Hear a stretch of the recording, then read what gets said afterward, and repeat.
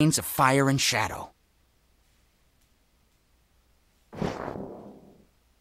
Now this is the good stuff. The Abysmal Maw. Dark magic at its sexiest. Jeez, I'm getting hot just looking at it. The Abysmal Maw, or the Mawsome, as I like to call it, was carved directly from the gates of hell. Grip it in your right hand and say the magic words, and the maw will unleash a blast of pure hellfire. Do you know what hellfire does? It destroys everything! And everything it destroys goes straight to hell. You could have killed Mother Teresa with this, and she even would have burned for eternity. The thing is, every time you use the maw, it burns. Most people only get 3 or 4 blasts before they wake up in hell. Theoretically, a darkness host could probably use it ad nauseum, since your soul is already kinda in hell. Unfortunately, the maw no longer works because someone misplaced the magic words. Records show the Brotherhood were the last users of the maw, sometime around World War II. That means it's their fault that the world is far less awesome than it used to be. It almost makes me want to cry! Maybe next time before you tear 5 or 10 of them apart, you could, I don't know, ask if they remember the words?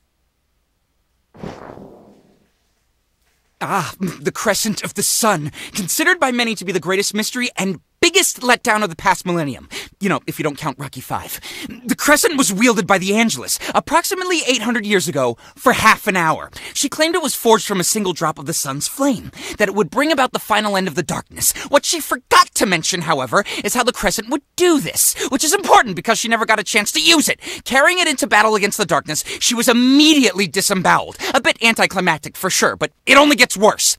A few years later, the Crescent was rediscovered by a holy warrior. Once again, the blade was wielded against the darkness. This time, it even managed to get a few good swings. But you know what? The blade passed through the darkness, like a knife through water. Later, after monks recovered the Crescent from the warrior's corpse, it was tested against multiple targets. Turns out the blade passes through all matter. People, stone, trees, kittens, just whoosh, goes right through. No harm, no foul. Could be only the Angelus can wield the Crescent, but if so, why has she never tried to reclaim it? Personally, I think the Angelus talked a big game. It was just as surprised as everyone else when the Crescent turned out to be worthless. Which begs the question, where did the Crescent come from? I got no idea, but I hope she kept the receipt.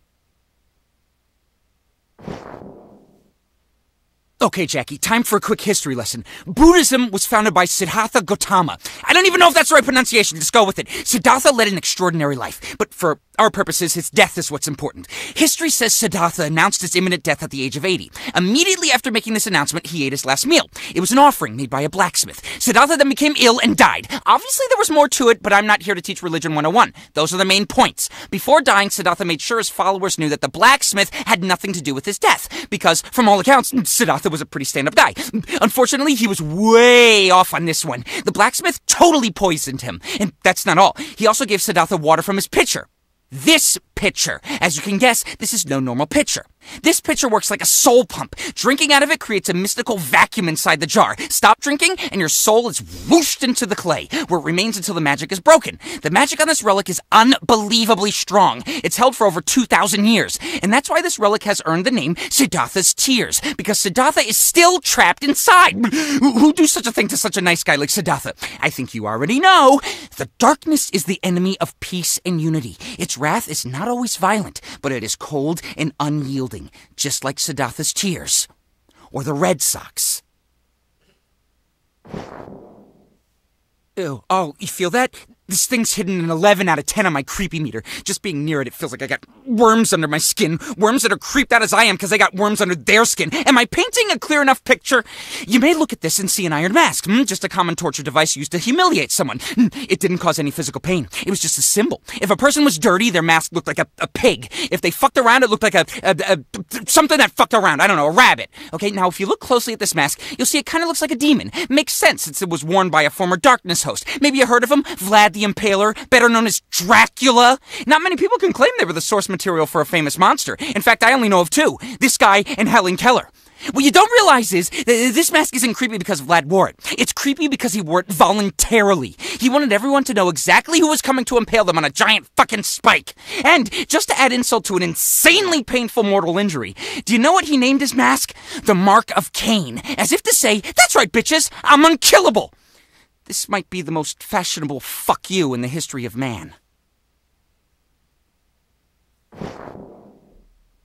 Oh, you'll appreciate this, being a former altar boy and all, I assume. And this is the head of Pope John the 12th. Well, the shrunken head.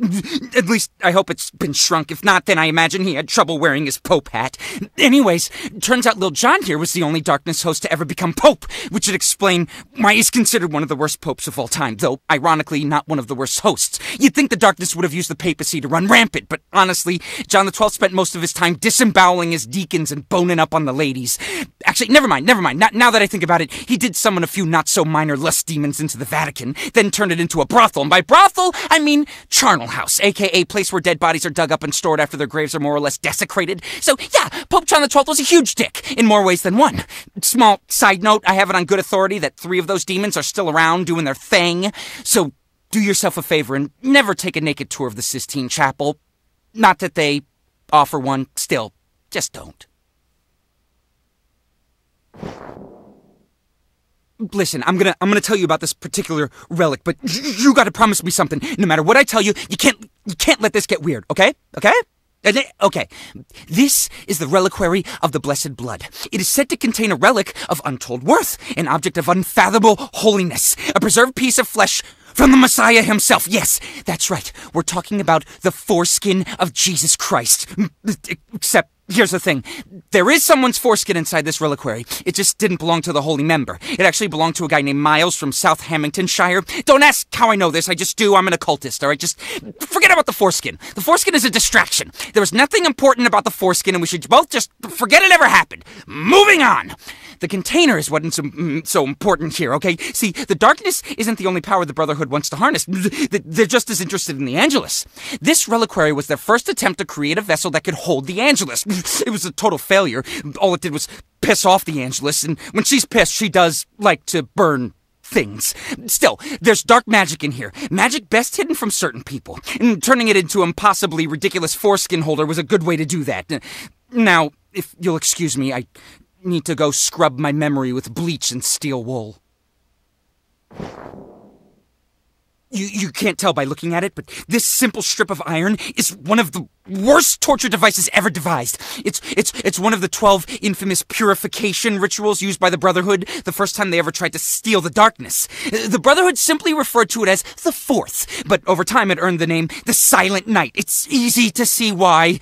Long time ago, the Brotherhood stole a darkness host at birth. They then raised him as one of their own, only to torture and kill him in an attempt to force the darkness out. This strip was forced into that unfortunate host's mouth, keeping it open. It was then wrapped around his jaw, leaving a slit where his tongue was inserted. The gag was then slowly tightened. The first thing it did was slice off the host's tongue, but then the gag was tightened further, and it completely shattered and dislocated his jaw. You think that's horrible? Keep in mind, the host had yet to manifest the darkness. He didn't know what he was. The Brotherhood had raised him since birth to believe he was one of their own. Imagine, the only family you've ever known, subjecting you to the most painful, degrading acts they can imagine, and they don't even tell you why. I don't want to sound like I'm going soft, but it seems to me like that'd be the worst torture of all. Anyway, the darkness manifested right as the host's jaw snapped. They say it killed every person within a league of the Brotherhood's monastery that day. Then, the host vanished, never to be seen again. Hell, we don't even know his name. Ooh, the Deceiver's Grasp. The third most infamous glove of all time, right behind the sparkly one and the one that didn't fit. The Deceiver's Grasp was designed to be used in conjunction with the Abysmal Maw. If you don't know, the Maw was a mystical hand cannon that shot pure hellfire, but consumed the user's soul in the process. It only took a few thousand damnings before someone got the idea to protect themselves from the Maw's side effects, and so the Deceiver's Grasp was forged as a sort of damnation contraceptive for your hand. Current theory holds that the Brotherhood created the glove, which would make sense, since it employs a rather nasty bit of transference magic. See, when laced with the blood of another living person, the glove allows you to wield the maw without having your soul burnt away, whereas the poor sap whose blood you used will spend eternity cozied up beside the fires of hell. Come to think of it, a better name for this thing would have been the asshole's bait and switch, or my slimy brother Ted. It doesn't sound as ominous, I admit, but it's just so damn accurate. Wow, okay, shit, where do I start?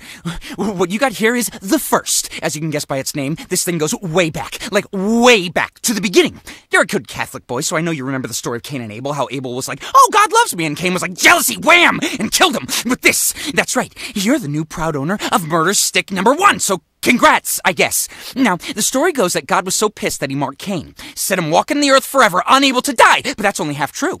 See, Cain brought murder into our world, back in when it was, still new and teeming with free-range evil. This made him a target for certain dark influences, if you catch my emphasis. Even if Cain was a brother-murdering jackass, God wasn't going to let the darkness run a train on him, so he made Cain unkillable. As you know, the darkness deals in death. If Cain couldn't die, the darkness couldn't take him. Not a bad move on God's part. But God doesn't just hand out free prizes, especially for murdering your brother. So he set Cain to a task, cleaning up all that leftover darkness from before creation. Unfortunately for Cain, unkillable did not mean immortal, but that's a different story altogether.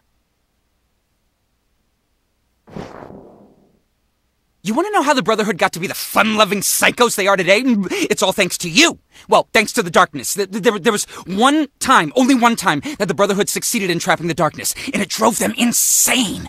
The darkness is not to be fucked with, and even when in prison, it is a force to be reckoned with. For decades, the Brotherhood watched over the siphon, the darkness stirring within it, perverting their minds. It wasn't long before the Brotherhood decided the only way to save the world was to destroy it. Gee, wonder who gave him that idea. There was one brother who stood firm against the taint. No, not that kind of taint. Get your mind out of the gutter. Focus!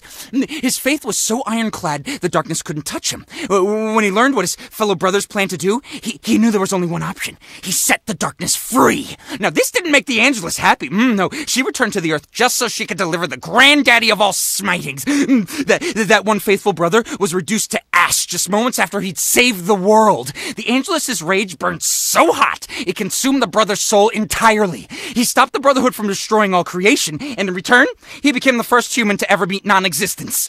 In all of heaven and earth, the only thing left of him are these ashes. The ashes of the unnamed. Kinda lends credence to that saying, no good deed goes unpunished. Holy shit, Jackie, this is big. This is really big. You know how the siphon of the Angelus was designed to hold the darkness? Well, this is the prism of the brothers, and it's meant to hold the Angelus. After the darkness escaped the siphon, the Brotherhood vanished for a long time. So long, in fact, it was believed that they disbanded. But no, the siphon of the Angelus had been lost to them. Without it, they couldn't make good on their plan to shroud the world in darkness. Instead, they decided to burn the world with light, so they built this. When the darkness in Angelus re-emerged during World War II, the Brotherhood was waiting for them. Don't ask me how, because I sure as hell got no idea, but the Brotherhood defeated the Angelus, trapping her inside the prison. Okay? Where, according to legend, she remains today. But here's the thing, Jackie. I'm looking at this prism right now, and I'm not picking up a thing. No holy essence, no dark magic, nothing. The Angelus is not inside the prism. In fact, it never even touched it. If I can be honest, this scares the living fuck out of me. The Angelus has not been seen on our world in 70 years. We thought it was because she was trapped in this, but she's not, Jackie. She's still out there. Where the fuck is she?